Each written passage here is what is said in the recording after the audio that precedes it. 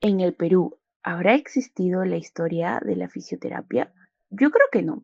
Creo que se desarrolló más en Europa, en Rusia o en China. Aparte, aquí no creo que tengamos ejemplos o escritores que hayan hablado sobre este tema. Además, la historia ya actualmente no es tan interesante. Aparte, todo es rápido. ¿De qué me va a servir investigar lo que pasó hace más de 80 años atrás?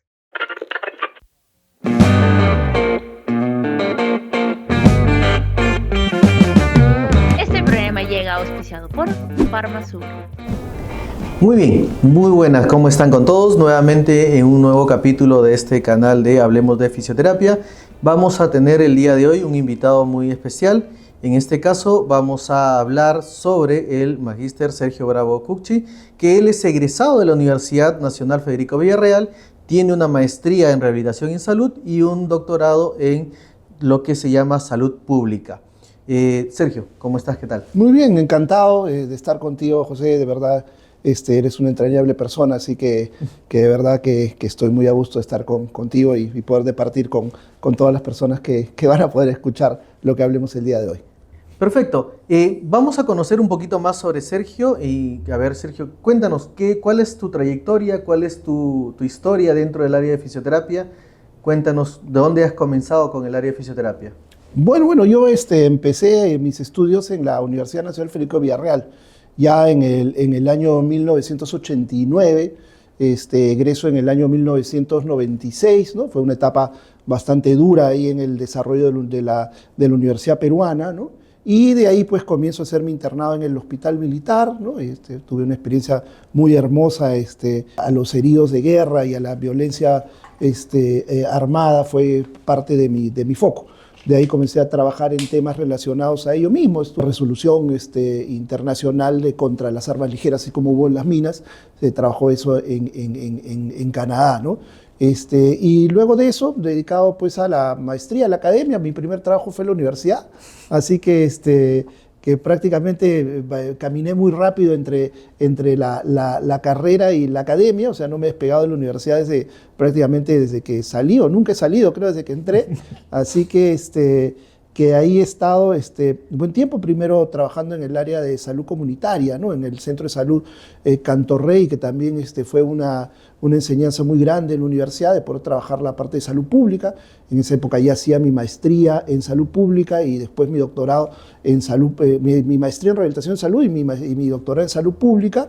Y también complementado con estudios de física pura, ¿no? de pregrado. Hice algún estudio de física pura por la necesidad de poder trabajar ahí en temas relacionados a la fisioterapia o aumentar ello, ¿no? Y así pasó mi vida, pues hemos trabajado buen tiempo en la universidad. Me dediqué luego a trabajar en el área clínica de niños, fui psicomotricista clínico buen tiempo en el peruano-japonés, donde se hizo trabajo bastante relevante en temas de psicomotricidad clínica, y en el centro de la doctora Miriam Velarde, en el IMLA, ¿no? Donde trabajé también como psicomotricista clínico, ya centrado en temas relacionados a el problema de aprendizaje es TDAH, ¿no? Que fue al final el área donde más me desarrollé. Después tuve la oportunidad de poner un centro de atención primaria en Villa María, que se llamaba Integrar, que era una propuesta bien centrada en la sociedad, en el pueblo, más abierta a primer nivel, donde pudimos desarrollar muchas cosas interesantes, ¿no? Y de ahí, bueno, ya he seguido diversas trayectorias en la gestión pública, ¿no? Tuve la oportunidad de estar en el Ministerio de Educación, trabajando en temas de educación superior, ¿no? Ahí estuve trabajando en el Ministerio de Educación en la oficina de becas.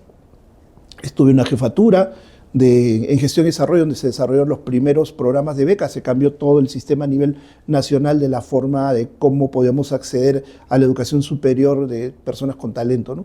Y eso me llevó después a mi trabajo en PRONAVEC, que es el Programa Nacional de Becas y Crédito Educativo, donde pude trabajar pues como jefe de planificación, de administración, de presupuesto, hasta que logré estar en la dirección ejecutiva, ¿no? La máxima cabeza sí, del área de bueno, PRONAVEC. realidad fue una experiencia muy, muy grande porque pudimos tener una incidencia, otorgamos más de 100.000 becas, ¿no? Entonces, a personas con talentos y con pobreza extrema, con dificultades para el acceso a una educación superior justa. Así que esto, de alguna manera, me hizo conocer prácticamente todo el Perú, ¿no? No hay parte del Perú o región que no pude visitar, conocer problemáticas como comunidades indígenas, ¿no? Entonces, Claro. las más de 43 lenguas nativas que tenemos y que prácticamente tenían grandes dificultades para poder tener acceso a la educación superior, bueno, hoy en día tienen o han tenido este acceso a la educación superior, ¿no? Y bueno, y así hemos pasado ahora en mi etapa académica, ¿no? Que también continué con la parte de investigación, ¿no? Tanto en la Universidad Villarreal, ¿no? En la Universidad Continental y en UPC, donde estoy trabajando ahora, en la Universidad Peruana de Ciencias Aplicadas, donde estoy trabajando en un laboratorio de ciencias del movimiento. Este es ya mi última estancia. Estoy trabajando en el Laboratorio de Ciencia del Movimiento, que es un laboratorio que hoy en día tiene la tecnología más avanzada pues, en captura de movimiento en Sudamérica. Así que ahí conversaremos, pero estamos haciendo varias cosas interesantes en temas de investigación, ¿no? Y bueno, es básicamente un resumen de por dónde me ha hecho transitar la vida, ¿no? De un lado a otro. Sí, o sea, Sergio como dijo, es un entrañable amigo, lo conocemos hace muchísimo tiempo ya.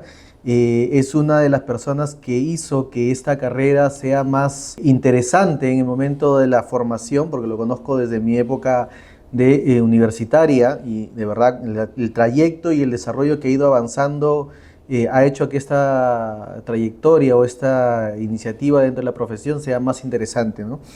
Y sí, o sea, Sergio, el día de hoy nos lleva a una parte muy importante de la terapia. El día de hoy lo que nosotros queremos o queremos transmitir al público en general es que la fisioterapia no comienza donde nosotros la conocemos. Es decir, muchas de las personas creen que la terapia física o la fisioterapia o la rehabilitación comienza cuando ingresamos a la universidad o a veces desde cuando se formó la Asociación Peruana de Terapia Física o siendo más atrás en la Universidad Nacional Mayor de San Marcos, cuando comienza la escuela de fisioterapia. Pero el día de hoy, y como pueden ver en esta mesa, podemos ver muchos libros y mucho material que Sergio nos ha podido traer, que nos va a mostrar que la fisioterapia comienza de mucho más atrás y tiene una historia. Y como dice o decía una persona, si no conoces tu historia, tiendes el hecho a olvidarla o a repetir los errores que se cometieron en un momento atrás, ¿no? Entonces, Sergio, cuéntanos, ¿cuál es la historia de toda esa parte de la fisioterapia que tú has podido investigar y que nos puedas comentar? Bueno, te cuento que una de mis pasiones es el tema de la historia, ¿no? Esto es una pasión que me ha acompañado buen tiempo, ¿no?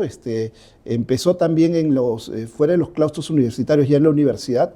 Mi primer contacto con la historia fue el poder entender a este sabio que fue Federico Villarreal. Entonces, nosotros estudiamos en la Universidad Federico Villarreal, entonces, y nosotros tuvimos la oportunidad de ir a visitar a su casa en Túcume.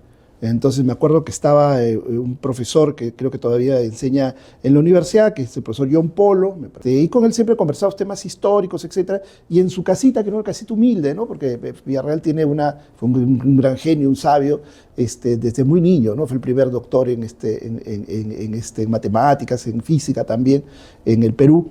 Y encontramos en la pared sus estudios, y uno de sus estudios decía sobre la mecánica del hombre, ¿no? Cuando marcha, camina sobre un plano inclinado y lanza un objeto. Entonces, Villarreal había escrito tantas cosas, ¿no? Había escrito, se lo conocía por el polinomio Villarreal, claro, ¿te acuerdas? Que era mejor que el binomio de Newton, ¿no? Que tú elevas A más B al cuadrado, ¿no? En cambio, esto podías elevar cualquier polinomio a cualquier n y te lo resolvían. Era un genio. Pero de pronto encontramos que había algo que había hecho que se relacionaba con nosotros. Entonces, en una época, ¿no? Que era el inicio del siglo XX, o sea, 1919, etcétera, o 20, 19, si no me equivoco, 20, donde había comenzado a estudiar temas de biomecánica, ¿no? Cuando la palabra biomecánica todavía estaba empezando, no había y empezaba. Entonces ahí empieza un poco mi búsqueda del estudio de Villarreal. No lo encontré por años, hasta que ya pude encontrarlo gracias a que parece ser que la familia Villarreal da su patrimonio a la Biblioteca Nacional, y en la Biblioteca Nacional encontré un ejemplar. Y justo yo trabajaba en el Ministerio de Educación, entonces me quedaba al frente. Entonces, en mis ratos libres me iba saqué un carnet, porque no podía sacarlo, no podía sacarlo de frente, tenías que sacar un carnet de investigador.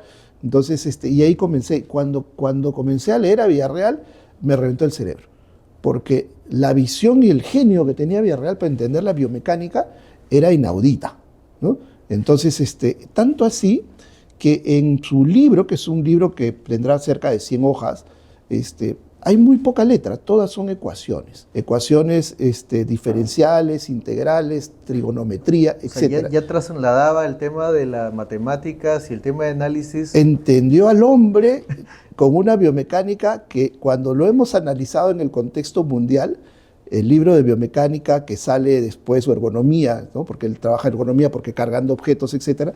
Ese libro de ergonomía mundialmente conocido le queda chico al de Villarreal por el aporte que hace Villarreal. Villarreal comienza a entender hasta sistemas calóricos, que en este momento nosotros no habla de calorías. Por ejemplo, en 1920, donde todavía no se sabía el metabolismo energético, entiende que hay una máquina en el ser humano que genera calor, eso genera energía, hay algo que funciona que no puede conocer, pero comienza a entender lo demás y te crea toda la estructura, o sea, la tenía bien clara. Entonces, es un libro que es difícil de poder aprenderlo, o sea, pero es una genialidad. Es una genialidad. Entonces, ahí me apasiona un poco por el lado, mi primer vínculo es con Villarreal, ¿no? Con Villarreal ya ha avanzado bastante el trabajo de su obra y su vida. Próximamente voy a estar publicando un trabajo sobre él, ¿no? Sobre Federico Villarreal. Lo quise hacer a los 100 años, porque el libro es de 1920. Entonces, imagínense, han pasado 100 años de un documento oculto que probablemente para muchos de nosotros claro que no. nos desafía hasta temas de equilibrio, ¿no? Entonces, por ejemplo, cuando planteé el equilibrio, nosotros tenemos la clásica del equilibrio, ¿no? En la proyección del centro de gravedad sobre la sustentación, ¿no? Claro. Entonces, uno está en equilibrio cuando la proyección decae dentro del centro de sustentación, ¿no? Entonces, si hablamos de equilibrio inestable, de repente cuando es una bola, ¿no? Una pelota, un balón, donde hay solo un punto, entonces la proyección solamente cae en un punto, entonces que se genera así inestabilidad. Entonces, Villarreal se comienza a preguntar otras cosas, ¿no? ¿Y qué sucede cuando la base de sustentación no está abajo, sino está arriba? Entonces, ¿y cómo es eso? Imagínate que estás colgado en un palo, ¿no? Entonces tu centro de gravedad está cayendo abajo y tu base de sustentación está arriba, ¿no? Entonces comienza a hacer un análisis sobre eso. Hay experimentos, ¿no? Él saca la constante, ¿no? Habla un poco de todo el rendimiento. Habla de rendimiento, es uno de los primeros que habla de fatiga y establece, ¿no? Por ejemplo, si nosotros queremos cargar 1 tonelada de sacos, ¿no? A otro lado, si nosotros queremos cargar la tonelada entera, nos vamos a cansar. 100 kilos, digamos, ¿no? Que algo que podamos cargar. 100 kilos, entonces nos va a cansar y queremos que trasladarlo, pues, qué sé yo, 100 metros, va a ser muy difícil, nos vamos a botar, de repente lo vamos a hacer. Entonces, ¿qué hacemos? Lo dividimos en 2, o en 3, o en 4, en 5, en 6, o en 10. Si lo trasladamos en 1 kilo, entonces haremos 100 viajes. Si lo transponemos en 2, haremos en 50. ¿Cuál es el punto perfecto para no fatigarme? Para no tener mucha carga o para no tener muchos viajes. Entonces, esos temas de fatiga son trabajados por Federico Villarreal en esta obra, que es completamente inédita. O sea, nadie la conoce.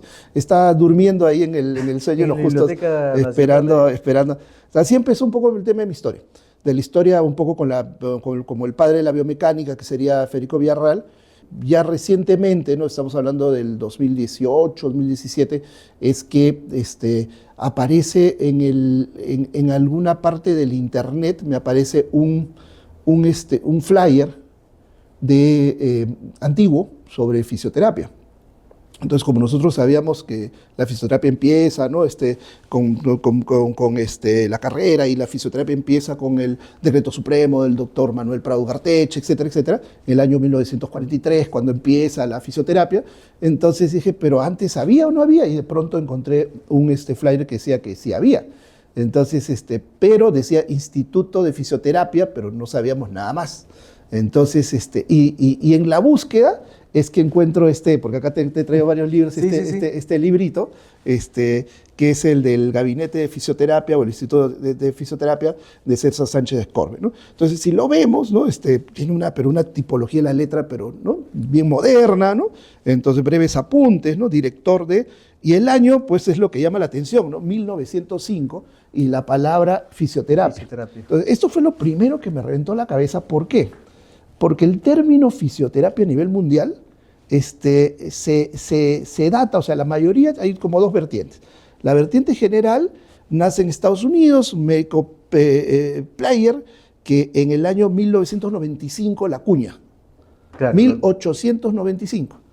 Entonces, 1895, y ahí comienza un poco la expansión de la palabra. Entonces, de 1895 a 1905 publicado, porque él empezó en 1900.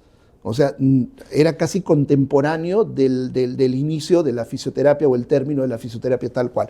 Lo digo porque hay otra corriente que dice que no, que en el 55, 1855, en Europa se acuñó también esa palabra, pero en realidad no se movió. O sea, no la encontramos mucho, sino más bien la encontramos en Estados Unidos. En Estados Unidos, ¿no? Yo la encontré después en Europa, conseguí algunos pines de un congreso en Alemania sobre fisioterapia. Tengo un congreso en 1905 donde dice fisioterapia.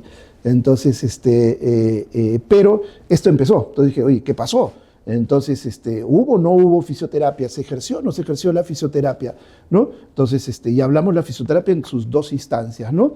La fisioterapia como acto y la fisioterapia como profesión, ¿no? O como quien la hace, ¿no? Que sería el fisioterapeuta.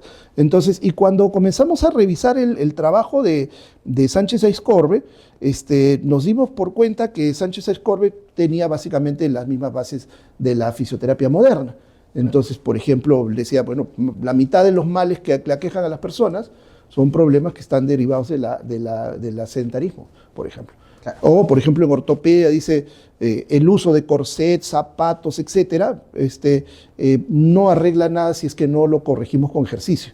Entonces, se tenía una fuerte vertiente a la kinesioterapia. Claro. También, si tú ves su instituto, por ejemplo, tenía la terapia instrumentada, que hoy se habla mucho, ¿no? Richelli, ¿no? Mi colega Alex Silva, ahí está. También tenían, usaban terapia instrumentada, tenían maquetas, entonces, y utilizaban estos términos de una aproximación a la fisioterapia bastante moderna y bastante tecnológica, o sea, tenía bastante tecnología. Es decir, que su instituto tenía la mayor tecnología que podía existir en ese instante, probablemente a nivel mundial. Porque, claro, aquí nosotros nos están, dentro de este libro, sí me acuerdo que en algún momento de una conversación que tuvimos, me mostrabas este libro, y hablaba ya, como dices tú, del área de ejercicios, y netamente algo muy importante, hacía evaluación y registraba esta evaluación de manera sistematizada, lo separaba por varios ítems y sacaba cuál era la causa, y en base a esto proponía un plan de tratamiento. Quiere decir que no es que comienza, como dices tú, en el año de Manuel Prado Ugarteche, cuando sale la resolución, sino que ya en el año 1905 comenzábamos a tener una carrera donde punteaba o repuntaba todo este tema de evaluación y diagnóstico del área de fisioterapia. Exacto. O sea, como acto de fisioterapia ya tenemos una etapa antigua, tenemos una historia, una tradición fuerte. Y la tradición fuerte, y justo esta etapa que es la etapa de la denominada República Aristocrática Peruana, que es una parte que va más o menos de 1995 a 1920 aproximadamente, que fue una etapa como que posguerra con Chile, donde lo gobiernan presidentes con mucho abolengo, por eso se llama una aristocracia. Entonces, y en esa época hubo un boom de la fisioterapia. O sea, la fisioterapia fue superlativa. Fue probablemente, como yo lo propongo, más grande de lo que hoy en día somos. Increíblemente, ¿eh? Por ejemplo, el instituto de Sánchez Escorbe estaba en el Club Nacional, lo que es hoy día en el Club Nacional. Claro, el Centro Yo tengo Lima. la foto de cómo era hermoso, era un palacete así, etcétera, ¿no? Tenía ingeniero eléctrico, tenían personal que los primeros fisioterapeutas eran traídos del extranjero, se fue al extranjero y trajo a los maestros en fisioterapia. No, esa denominación no existía en esa época porque se seguía la línea de Perlig, pero eran maestros en kinesioterapia, en hidroterapia, en electroterapia, etcétera, etcétera, ¿no? Entonces, y en Argentina hace su otro centro, un instituto de fisioterapia, en una de las calles más grandes de Argentina, más conocida que la Avenida de Mayo, que es la avenida principal de alguna manera. Ahí estuvo en un edificio de 5 pisos con ascensor en esa época, ¿no? Imagínate. Entonces, según la data porque hemos tratado de cuantificar, y hay una data indirecta que, bueno, tengo que documentar acerca de cuál fue la inversión que tuvo, y probablemente, según mis cálculos, cerca de 40 millones de dólares a tiempo actual. Entonces, por eso digo, ¿qué instituto hoy en día de fisioterapia o servicio tiene un valor de 50 millones de dólares? Que yo sepa, no las hay. Entonces, que lo sepa, ¿no? Entonces, pero en la época era un boom, ¿no? Era reconocido el instituto, pero no solo él, ¿no? Sino se conoce como una etapa dorada, donde grandes médicos, o sea, la medicina se ocupó mucho de este tema. Por ejemplo, Boto Bernales, Claro. fue fisioterapeuta, fue jefe del servicio de kinesioterapia en el 2 de mayo, en 1905, ¿no? Mucho antes ya había servicio, o sea, los hospitales tenían servicio de fisioterapia. Quiere decir, Don Norman, que con Aiscorbe se hace un poco el boom a nivel de la zona de más notoria, aristocrática y publicación, pero quiere decir que ya antes debieron haber estado hablando y desarrollando fisioterapia. Exacto. En realidad, Sánchez de Corbe es una de mis líneas de trabajo, pero también está Boto Bernales, está Leonidas Avendaño, está el arequipeño Tito Costa, que el primer documento que encuentro en el Congreso, la primera ley tipo resolución legislativa, que es como nivel de ley, es una que emite el Congreso en 1907 con la palabra fisioterapia, que le condona impuestos al Instituto de Fisioterapia en Arequipa para que pueda importar material de terapia.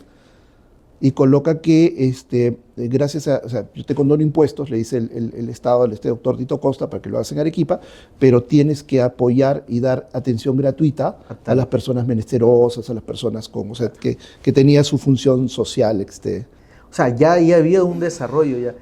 Pero, ¿qué pasó? O sea, ¿qué sucede para que no pueda desarrollarse de esa manera tan grande que teníamos en ese momento? Bueno, ahí hay... ¿Qué se pierde? Sí, ahí hay dos elementos. No creo que se pierde, sino que hay como un avance del desarrollo de estos centros de kinesioterapia, etcétera, a nivel nacional, y luego de eso ya aparece esto que conocemos como la profesionalización. No es que no existe o desaparece, es que no lo hemos visto, no lo hemos documentado. Entonces, para nosotros es un punto ciego. Para mí era un punto ciego antes del 43, claro. Pero hoy en día ya podemos saber que han pasado otras cosas más antes, ¿no? Y por ejemplo, y eso que antes de Sánchez Aiscorbe también hay otra línea que yo le llamo la fisioterapia y la locura, es que empiezan en los sanatorios o institutos, por ejemplo, el Instituto de Enajenados de Lima, cuando se crea, todos los centros de personas que necesitan salud mental tienen áreas de fisioterapia, por ejemplo, que es hidroterapia y es electroterapia. Electroterapia. Sí. Entonces, por ejemplo, este colegio Patiño que queda en Lima, el de hijos, creo, de policías, Ya. ese colegio fue antes un hospital de enajenados, en ese caso, no disculpe la palabra si era ese el nombre, de personas que tenían problemas de salud mental, y ahí estaba en el medio, porque nosotros hemos podido encontrar los planos de construcción, etcétera, hasta las fotos, una foto que tengo del servicio de hidroterapia, etcétera, ¿no? Y en el centro estaba hidroterapia y electroterapia. Y claro, lo primero que me preguntaban era, pero seguro la electroterapia es para electroshock. No era para electroshock, porque el electroshock fue del siglo XX. Claro. Esto era básicamente para tratar con corrientes, etcétera, ¿no? Problemas relacionados tanto a los pacientes que recibían, como también encontré el reglamento que decían que recibían a cualquier persona de afuera que requería los servicios de fisioterapia. Y este desarrollo, Josema, que tú has ido encontrando en comparación con el área de Europa y el área, en este caso, Estados Unidos, ¿cómo hemos estado en ese momento? ¿Hemos estado un poco más a la par o hemos estado más atrás o más adelantados que en base a Europa o a Estados Unidos? Yo entiendo que según o sea, según desde cómo empieza el desarrollo de la fisioterapia, ¿no? Entonces, cuando ocurre el apogeo de la palabra fisioterapia, el desarrollo de la tecnología, ¿no? De la electricidad, de la electroterapia, la mecanoterapia, etcétera, etcétera. Entonces, justo en esa etapa de alto desarrollo es que Sánchez Aizcorbe y otros pueden vincularse muy rápidamente, porque lo documenta. Él viaja a Europa, él viaja a Estados Unidos. Él se hace consorcio con un médico genovés, con un italiano, para poder llevar toda la tecnología, hacer una transferencia tecnológica inaudita en el Perú y en Latinoamérica. Entonces, prácticamente estamos a la par, tanto así que hay uno de los libros que los últimos que he encontrado tiene las manifestaciones, donde hay pacientes extranjeros que vienen a tratarse con él y en inglés, etcétera, le dicen lo bien que le han tratado él y, bueno, lógicamente el personal que estaba trabajaba acá con en él. Perú. Entonces, ahí hubo una visión muy clara con respecto a estar prácticamente a la par, o lo mejor en fisioterapia pudo haber estado en el Perú y en Argentina gracias a esta línea. A Aizcorbe y a Leonidas Avendaño, a Boto Bernales y a otros médicos también. Pero nos has traído, como se llama el día de hoy, libros o bibliografía que has encontrado que habla todavía más atrás todavía en la historia de fisioterapia y lo menciona. Exacto. Como el área de gimnasia, Exacto. el área de tratamiento. Claro, entonces cuéntanos sobre eso. Claro, ahí hay tres líneas, ¿no? Te conté una, que es la de Sánchez Aizcorbe, y el boom de los gabinetes, que es la fisioterapia aristocrática, ¿no? Como lo mejor de lo mejor. Ahí cuento la historia de la esposa de Ricardo Palma, que encontramos ahí en el Ricardo Palma, la esposa de Ricardo Palma se hace fisioterapia con Aizcorbe. Entonces, en una carta, Ricardo Palma le dice, oye, que me ha llegado la factura de Sánchez Aizcorbe, ¿no? Y no me ha puesto precio, dice, ¿no? O sea, parece que le dio la factura en cero, como diciendo, oye, yo te conozco, tú eres una persona, ¿no?, reconocida, no te voy a cobrar, te voy a dar la factura en blanco, si quieres ponerle un sol, ponle un sol, ¿no? Entonces, y él dice, ¿pero cuánto va a durar? ¿Qué le pongo? ¿No? Y aún se conserva la factura, por ejemplo, de Ricardo Palma, ¿no? Del esposo de Ricardo Palma. Claro. Sí. Entonces, ahí tenemos un poco eso. Después hablamos de los inicios de la fisioterapia en estos hospitales, ¿no? de salud mental. Y la otra es la otra historia documentada, está en las tesis de San Marcos, que los médicos comienzan a hacer electroterapia. Entonces ya desde 1874, etcétera, un poquito previo a la guerra con Chile, comienzan a desarrollarse y a hacerse tesis, que uno los puede buscar, documentarse, de lo que era la electroterapia, o sea, parte de la fisioterapia. Entonces ese es el otro punto. La electroterapia llega antes que llegue casi la luz eléctrica, ¿no? Entonces no había luz eléctrica, pero ya había aparatos, ¿no?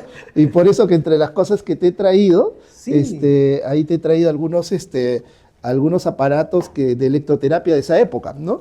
Entonces, el primero es un aparato ya está completamente acondicionado y funcional, es decir, que podríamos tener una sesión de fisioterapia de la época de 1879, que data este aparato, ¿no? Es un aparato que lo que hace para generar electroterapia estática. Acá tiene la regulación para determinar con el dínamo, ¿no?, la cantidad de la amplitud de alguna manera de la onda, y la intensidad se hace a través de un movimiento de fricción con una palanquita, ¿no? Entonces, y bueno, ya tiene los electrodos, que son electrodos de cobre, ¿no?, donde se colocaban en las zonas ¿no? Entonces utilizaban la energía humana, pues, para mecánica, para lograr y está en perfecto estado, ¿no? O sea, ahorita podríamos tener una sesión de electroterapia de esa época, ¿no? ¿Y esto de qué año es? Data de 1879. Este aparato viene de Arequipa, o sea, lo conseguí en Arequipa, que, como les había mencionado, en Arequipa está el doctor Tito Costa. 1879. Sí, guerra con Chile, más o menos. Con Chile. Sí. Eso quiere decir, que, bueno, siendo para el público que nos está escuchando, la mayoría tiene entendido que lo que comenzó acá en la terapia son los TENS. Las corrientes chiquititas, antiguas que uno tenía y que le ponían los electrodos con batería, ¿no? Pero vemos que tenemos uno que viene de 1879. Sí, y es una belleza. Una belleza, ¿no? Y literalmente está muy bonito, conservado, restaurado. Y como dice Sergio, vamos a hacer una sesión de terapia con esto, cualquiera de nosotros. Pero cuéntame, ¿en qué momento o para qué has podido encontrar que utilizaban estas corrientes? Ya, entonces lo que sabíamos era dos cosas. Si nosotros vemos todo lo que se tenía en los centros, tenemos documentado qué es lo que tenían los centros de fisioterapia. En el libro, por ejemplo, La Salud, vas a encontrar dentro parte de su equipo, de su equipamiento, ¿no? Y utiliza diversos tipos de electroterapia, ¿no? Hace electroterapia estática, hace electroterapia dinámica y tiene una serie ¿cómo se llama?, de perfiles con respecto a eso. Pero lo interesante es que Sánchez de Corbe tenía su centro, tenía un ingeniero eléctrico, tenía electricidad, su nieto, porque su nieto es, conversamos con él, he tenido varias reuniones, hemos conversado con él, es el que fue alcalde de La Victoria, Sánchez Aizcorbe. Claro. Que arquitecto. Entonces, él un poco que nos ha dado algunos datos, etcétera, ¿no? Menciona que algunas veces le cortaban la luz, ¿no? Entonces, una de las cosas interesantes, mira, en su documentación dice que ellos hacen terapia domiciliaria. Sí, eso es lo que estaba viendo aquí. Hay tratamiento a domicilio, higiene mental, higiene de sueño, higiene del vestido, higiene de la piel. O sea, hay varios tipos de tratamientos que ellos están haciendo y tienen una ficha de donde ellos registraban toda la atención. Exacto. Entonces tenían toda una serie de instrumentación para la terapia domiciliaria. Entonces, si queremos hablar un poco de historia de la terapia domiciliaria, ¿no? Entonces, estimados amigos de Padomi, no lo empezaron ustedes. No fueron los iniciadores de la atención domiciliaria. Pero ciertamente estos equipos eran equipos más de uso domiciliar o de móvil, porque tenían, de todas maneras, al inicio probablemente, como no había luz eléctrica, probablemente estos se usaban también en los gabinetes, ¿no? Este es otro equipo, es un equipo un poco más moderno, que data del inicio también del siglo XX, o sea, entre 1900 y 1905, 1907, ya tiene como una batería, ¿no? Pero todavía no está restaurado, tiene para también generar diferentes tipos de corriente, ¿no? Así que ese es el otro punto, ¿no? El punto de la fisioterapia. Pero antes también, entonces, ¿qué documentos? Antes de esta parte de la República Aristocrática está, por ejemplo, Sebastián Lorente. Sebastián Lorente, un médico español, etcétera, y político, etcétera, viene y trae dentro de sus mensajes el tema de la gimnasia, el ejercicio, porque todo parte de Perlin. Entonces, Perlin, el padre de la fisioterapia moderna, ¿no? Él nace en 1770 y tantos, etcétera, y llega hasta 1840, ¿no? Entonces, en 1960, 65, ya Sebastián Lorente publica acá en el Perú un catecismo de educación donde tiene un apotegma del ejercicio físico, donde dice el ejercicio físico, ¿no? Debe realizarse para evitar problemas y bla, bla. Entonces ya Sebastián Lorente O sea, y desde ahí hablamos que no solamente es la parte pasiva, sino también la dinámica de la el ejercicio. Y el ejercicio, que es lo que también muestra Aizcorbe en su manual y en su libro, ¿no? Exacto. El tema de la gimnasia, y habla de la gimnasia sueca, y el gimnasia netamente el ejercicio para tratamiento de los problemas. Tal cual. Entonces hay una corriente higienista, que es la que es fuerte en esta época. Esa corriente higienista es trabajada por Aizcorbe, por eso se llama Gabinete de Fisioterapia e Higiene. La higiene es más preventiva, lo que nosotros llamamos fisioterapia preventiva, ¿no? Lo que es la parte de gimnasia, etcétera, para prevenir, para tratar también, pero la clínica es la fisioterapia, ¿no? La que es atención a pacientes, etcétera. Entonces, la parte higiénica nace un poco también del tema de Perlin. Y él lo menciona en su libro, en este libro habla también de las dos, ¿no? De la kinesioterapia médica, o sea, la que la practicamos nosotros, y de la sueca escolar, ¿no? Acá ves un poco sí, eso es lo que estaba viendo, la gimnasia sueca que está que menciona o habla, y habla también de la actividad. Creo que por aquí estaba viéndolo. Hay una parte donde propone ciertas actividades y ejercicios en diferentes actividades, ¿no? Ya que nosotros actualmente hacemos, y esto es del año 1905. 1905. Ahora, si nos vamos más atrás, nosotros una vez nos desafiamos a preguntarnos si el general San Martín recibió fisioterapia, ¿no? Entonces fue la pregunta histórica que tuvimos y encontramos que sí, pues, San Martín recibió fisioterapia, ¿no? 1921. Entonces, cuando no la recibió acá en San Martín tenía un problema tipo reumatismo, nunca nadie supo qué era. Ahí quedó, para algunos pensaban que era una artritis reumatoide, pero al final corroboramos que no, porque hay un daguerrotipo que ustedes lo pueden encontrar. La única foto daguerrotipo que tiene, o sea, el San Martín, porque todas son pinturas, es una sola. Si ustedes la buscan en internet, van a encontrar y él está en una foto y ustedes pueden ver la mano. Y la cara, etc. Entonces, solamente analizando la foto, como buen fisioterapeuta se van a dar cuenta que no tenía pues una artritis deformante, etcétera, ya porque la foto era ya en la última etapa de su vida, ¿no? Entonces parece ser que sufrió otro tipo de... Pero sí se documenta que él cuando sale del Perú, ¿te acuerdas que se va a Ecuador, se enfrenta pues un poco a conversar con Bolívar y después se quita, ¿no? Acá fue que le indujeron al parecer al láudano, o sea, al opio, por el dolor. Se dice que es un médico peruano el que empezó con la crisis de los opioides, el pobre San Martín comenzó a utilizar el láudano, ¿no? Y para dolor musculoesquelético básicamente, pero pero sí hay documentos que sí hemos encontrado que en Chile sí va a las aguas termales, pero no hemos encontrado ningún documento en el Perú, porque toda la zona donde estuvo, había aguas termales, probablemente hubo, pero no hay ningún documento por ahora que registre que él tuvo fisioterapia en el Perú. Pero en Chile la tuvo, y después hay otra en Lieja, hay unas aguas termales conocidas, y él también escribe, ¿no? que tuvo un problema de dolor muy fuerte en el brazo derecho, y se va a Lieja, y estuvo 15 días ahí en Bélgica en las aguas termales. Así que la próxima que se vayan a Lieja, pueden irse un ratito ahí a las aguas termales, porque están funcionando igualito, dice que funcionan exactamente igual, y se sientan ahí a pensar como San Martín, pobre que lo botaron de acá, la cultura aristocrática antirrepublicana, que quería palo ahí, quería palo ahí con Bolívar. Bueno, la población peruana siempre a veces tiene sus contradicciones dentro de la historia que hasta ahorita... Y en la parte colonial también, ¿no? Por eso que hay algunos libros que te comentaba, como este librito, ¿no? Que es de 1780 y tantos, creo. 85. Que habla pues un poco del ejercicio, ¿no? En la parte final tienes el índice, vas a ver un poco del ejercicio. La parte de la colonia es una etapa bien interesante, ¿eh?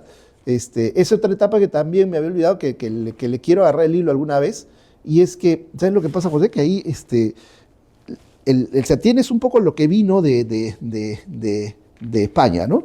Entonces, y es un poco lo que tienes acá, ¿no? Pues este libro proviene de España, es una traducción al español de un libro inglés. Entonces, y habla del ejercicio, etc. Pero lo que se sabía de nuestro Perú antiguo, quienes lo tienen documentado son los misioneros franciscanos. Entonces, cuando yo fui a Huancayo, no sé si te acuerdas que has ido a la iglesia, al convento de Ocopa. El convento de Ocopa tiene una biblioteca. Esa biblioteca antigua tiene los registros de las crónicas de los misioneros. Pero eso no te dejan entrar todavía. Dicen que con investigación, o sea, si tú te presentas como algo investigador, los misioneros tenían una característica: escribían todo. Y tal como lo veía, ¿no? Entonces, probablemente, si ustedes se encuentran ahí, van a encontrar cómo nuestros antiguos peruanos se curaban algunas enfermedades, etcétera, ¿no? Entonces, porque ya de ahí para atrás sigue, ¿no? O sea, ¿qué pasó antes? Entonces, por ejemplo, al parecer la punción seca empezó con ahí en el Perú. Entonces, con las tunas. Con las tunas. ¿Por qué? Hay un libro de Cabieces que a pie de página pone acerca de que él propone, pero no lo desarrolla, ¿no? de que sí encontró evidencia de que los antiguos peruanos utilizaban las espinas, ¿no? Como una acupuntura, lo mencionó. Lógicamente ese tema de sistema energético no creo que sea comprendido en ese tema, sino más bien por un tema de punción seca, creo yo. Bueno, yéndonos más atrás, o sea, tenemos aquí a una cultura de aquí al sur que hacía trepanaciones craneanas. Claro, claro. Ahora, y los historiadores hablan, ¿no?, de que ahí encontró cráneos que han estado huecos, quiere decir que han muerto, pero hay cráneos que están cerrados, quiere decir que han vivido y que se ha cerrado ese espacio y que la persona pueden haber vivido 1 mes, 2 meses, 2 días, 5 días, pero ha habido una consolidación y una aceptación de esa trepanación. Entonces, no podemos quitar que no haya habido un tema de salud o un tema de tratamiento a nivel de la época andina, ¿no? Claro, sí, más lejos, por ejemplo, cuando vemos culturas, una de las primeras culturas fue Caral, ¿no? En el Perú. Claro, que siempre iban en la universidad, se iban pues a hacer sus excursiones a Caral. Claro, y a nivel mundial está pues como Egipto, 5.000 años. Entonces, Ruth Shadi, la que vela por toda esta historia, comenzó a estudiar un poco de qué se enfermaba, ¿no? Entonces, y vio que también al parecer tenían problemas los mismos que nosotros, lumbares, lumbalgias, atrapamientos nerviosos. Entonces, sí, pues, ¿no? Porque llegó un poco el tema de la ciudad y también llegó la enfermedad de la ciudad que tiene que ver con temas musculoesqueléticos, ¿no? Claro, entonces nosotros estamos viendo que la historia de la fisioterapia no comienza como la conocíamos hace unos pocos años atrás, unos 60, 80 años, como los que hemos estado recordando, sino que viene mucho antes y que la historia es importante y saber que en algún momento de esta historia Perú estuvo a la par mundial y en los primeros ítems de visita de extranjeros donde podíamos nosotros otorgar fisioterapia de calidad y fisioterapia que podía ser reconocida por todas las personas. Entonces, ahí es donde debemos apuntar con esta carrera y demostrar al público en general qué es lo que nosotros tenemos por hacer, qué es lo que podemos otorgar a nivel de salud y de prevención netamente con toda la población y poder encaminarnos a estar en la vanguardia, creo yo, de todo lo que es fisioterapia a nivel Latinoamérica principalmente y a nivel, ¿por qué no ser referente a nivel mundial? Y esta historia es la que nos muestra, la que tú nos estás trayendo y que en algún momento espero que haya no sé, un libro, un manual, un apéndice donde se pueda ver toda esta historia y que diga abajo Sergio Bravo Cucchi, ¿no? O sea, eso es importante porque en verdad dentro de todos los años que yo tengo en fisioterapia, que son casi 25 años, porque ya nos conocemos hace muchísimo tiempo, no hay alguien que cuente historia. Dentro de lo que yo tenía entendido y yo conocía hace muchos años, el libro más antiguo que yo conocí fue Gardiner, ¿no? Donde te enseñaban los ejercicios, que los muñequitos con tu postura, y que en paz descanse nuestra querida profesora Aide Chirinos nos pudo mostrar esos libros dentro de la introducción a la terapia física, no en la universidad, pero era Gardiner. Y ahora vemos que hay libros mucho más antiguos y que nos hablan de esta fisioterapia. Muy bien, Sergio, cuéntanos, ¿qué le puedes recomendar a los profesionales que nosotros tenemos actualmente de fisioterapia y a los futuros profesionales que podrían estar interesados en llevar o en realizar el área de fisioterapia dentro de este punto de vista de la historia de la fisioterapia? Claro, básicamente el tema de historia, porque para algunos puede resultar un poco ocioso ver temas de historia, ¿no? O sea, aburrido de repente, ¿no? Entonces, pero lo que te brinda la historia es básicamente el amor propio. Es decir, que yo no soy una carrera que recién apareció hace unos años, ¿no? Y que no tiene mayor impacto de repente en la salud de las personas, ¿no? Entonces, nuestra historia nos hace conocer la riqueza de nuestra carrera. Entonces, el poder documentar nuestros actos, tanto los antiguos como los nuevos, lo que va a hacer es que, como tú mencionas, mejoremos como fisioterapia, ¿no? Es decir, no cometamos los mismos errores o hagamos los mismos logros, ¿no? Entonces, yo creo que el desarrollar esto, bueno, por ejemplo, Villarreal tuvo una interesante, la Universidad de Villarreal tuvo una interesante propuesta que fue la de crear el curso de historia, o sea, que tiene un curso que se llama Historia y Prospectiva de la Fisioterapia. Yo fui el primer profesor que enseñó en esta nueva malla para poder entender desde dónde venimos, ¿no? Entonces ahí se ve que la fisioterapia, ¿dónde empieza? Es innata, ¿no? Porque de la clasificación que se hace, que se propone, es que la fisioterapia es parte de nosotros mismos. Es más, puede estar en los animales, ¿no? ¿Por qué? Porque las maneras como nosotros nos curamos son innatas, ¿no? Entonces, si yo recibo un golpe, ¿no? Me sobo, ¿no? ¿Y eso qué es? Teoría de la puerta de control, qué sé yo. Entonces, es fisioterapia, ¿no? Entonces, la fisioterapia, junto con la farmacología, nacieron de alguna manera innatas, ¿no? Hasta un gato, cuando, qué sé yo, tiene algo mal en el estómago, come pasto. ¿Qué hace? Farmacología. Entonces, nosotros hemos empezado con ese innatismo, hemos caminado, ¿no? Con ese innatismo, haciendo con la experiencia y mejorando, tanto en el ámbito de la farmacología como en el ámbito de la fisioterapia. O sea, son dos pares profundos de la terapéutica, ¿no? Después pasamos por una etapa donde los fisioterapeutas ya no solamente éramos estos empíricos, sino comenzó a aparecer la religión. Y acuérdate que la religión fue quien dominaba la salud. O sea, los fisioterapeutas éramos curas. Entonces, o éramos chamanes, ¿no? Y léete el libro Chamán, ¿no? El chamán, el de, ¿cómo se llama? Hay un historiador peruano también importante que habla sobre el chamanismo, ¿no? Entonces, cómo estos elementos fueron avanzando. En un momento apareció pues ya la medicina griega, y apareció pues Hipócrates, Galeno, Avicena, etcétera, y se fue transformando, ¿no? Entonces la fisioterapia continuó, ¿no? ¿Por qué le llaman gimnasios hasta ahora, no? El gimnasio parece es una palabra que no ha perdido vigencia en tanto tiempo, ¿no? Todo el mundo va al mismo sitio donde hace, ¿qué cosa? Ejercicios, masajes, hidroterapia, ¿no? Que era básicamente un poco de la tríada ahí. De ahí hemos avanzado, bueno, por la etapa oscura, entre comillas, del medioevo, pero siempre la fisioterapia ha ido avanzando. Entonces, nosotros no somos algo nuevo, somos un continuo, ¿no? Que ha aparecido como profesión formal, universitaria, en el sistema, etcétera. Ciertamente hemos aparecido y tenemos ahora sí un legado nuevo que brindar. Pero no tenemos siempre que acordarnos que atrás de nuestras espaldas hay miles de años que han desarrollado nuestra carrera. Entonces, por lo tanto, cuando yo me presento, no me presento pues como alguien que recién ha aparecido, ¿no? En el sistema de salud, sino alguien que ha estado presente en toda la vida de las personas en el mundo, ¿no? Así que eso creo que es uno de las cuestiones de traten de desarrollar su historia, no se olviden, parece aburrida, pero ¿no? Si ustedes se conocen bien, se van a valorar bien como fisioterapeutas, y eso va a ser bueno para todos nosotros, ¿no? Eso es importante, yo creo que sí, y es una de las razones por las cuales algunas escuelas de terapia han colocado dentro de su malla lo que se llama antropología, ¿no? En un momento nos pusieron dentro de la malla para conocer, lamentablemente no eran encaminados, dirigidos a conocer esta historia, sino más a conocer otro tema a nivel de historia como desarrollo, evolución humana, pero también en la evolución humana, como dices tú, viene una cuestión innata con el tema de salud y el desarrollo. Y eso es importante, conocer nuestra historia. Yo creo que una de las cosas que nos ha dicho Sergio es muy importante.